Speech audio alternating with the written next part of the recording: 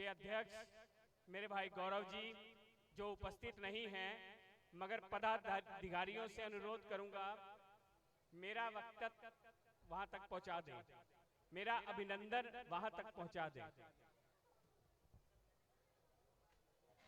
आशुतोष रामलीला के महामंत्री मेरे भाई गाबा जी, कोषाध्यक्ष भाई गौरव जी, संयोजक मेरे भाई बसीन जी, संजय बसीन जी,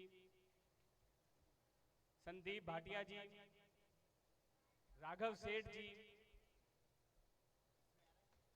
अक्षु, हेलो, गौरव पुरी जी, छाबड़ा जी,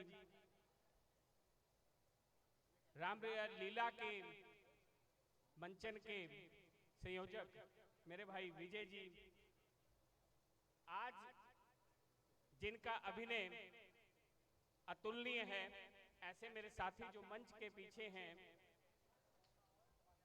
जय कालड़ा जी, पंजाबी समिति के समस्त पदाधिकारीगण, सबको नमन। लीला के मंचन को देखने के लिए भिन्न भिन्न स्थानों से आए हुए राम भगवान के भगत जन सभी को मेरा नमन। मेरे साथ आए हुए सभी मेरे साथीगण, मित्रों, हर वर्ष की भांति लीला के अंदर आशुतोष रामलीला लीला के अंदर कुछ नया होता रहता है। इस वर्ष भी कुछ नया होगा। हमारा आना शुरू में हो जाता है, बाद में पता लगता है कि पिछले वर्ष ये नया हुआ, दशहरे पे पहुंच के पता लगता है।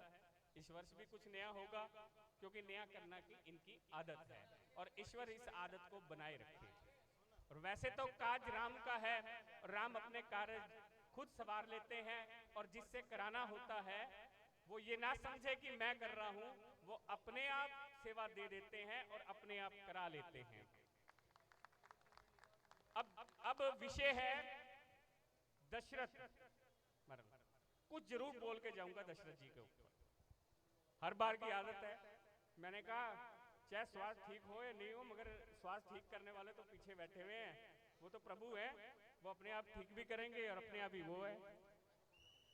भैया अभी पितृपक्ष कल ही समाप्त हुए, एक दिन पूर्व, जब राम जी वनवास पे पहुंच जाते हैं और दशरथ जी राम जी के वियोग के अंदर अपने प्राण छोड़ देते हैं।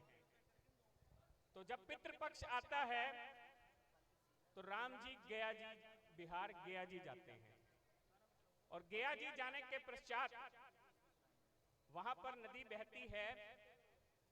उस नदी के किनारे पर बैठते हैं माता सीता और दोनों भाई, और दोनों भाई पितृपक्ष के अंदर श्राद्ध करने के लिए नगर में चले जाते हैं और माता सीता वहीं पर बैठी रहती है। इतनी उन्हें आने में विलंब हो जाता है और इतनी देर में दशरथ जी आते हैं।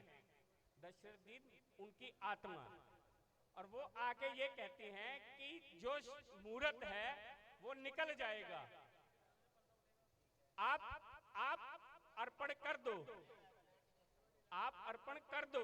तो उन्होंने कहा जब पुत्र है तो मैं अर्पण कैसे कर सकती हूँ? तो उन्होंने कहा मैं यमलोक से आया हूं, पुत्र वधू और बेटी भी उसी घर की सदस्य हैं, वो भी अर्पण कर सकते हैं। तत्पश्चात वो अर्पण जो है वो सीता माँ ने किया। 4 लोग उसके गवाह बने। एक वो नदी जो कृतकी नदी, एक केतकी के फूल जिन फूलों से किया गया अर्पण, एक वट वृक्ष, और चौथा गाय। अब जब उन्होंने आने के पश्चात भगवान को ये बात बताई तो जो गवाह बने थे उनमें से 3 जने मुकर गए। एक वट वृक्ष ऐसा है जो नहीं मुकरा, बाकी नदी भी मुकर गई, गाय भी मुकर गई और केतकी के फूल भी मुकर गए। वहीं पर सीता माँ ने उन्हें श्राप दिया, गाय को श्राप दिया कि आप पूजनीय हैं, आप पूजनीय हैं, मगर फिर भी तुम जूठन खाओगी।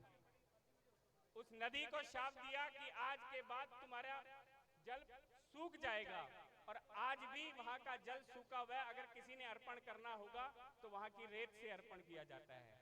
और केतकी के फूल को यह शाप दिया कि तुम्हें कभी भी किसी भी जगह पूजा के अंदर नहीं रखा जाएगा। और वट वृक्ष को यह वरदान दिया कि तुम्हें जो आयु मिलेगी वो लंबी आयु मिलेगी, और वट वृक्ष की जो आयु है वो लंबी है। अर्थात कि अगर कोई आपको गवाह बनाए तो उससे मुकरना नहीं है। हमें इस बात की हमें शिक्षा मिलती है। धन्यवाद। जय श्री राम।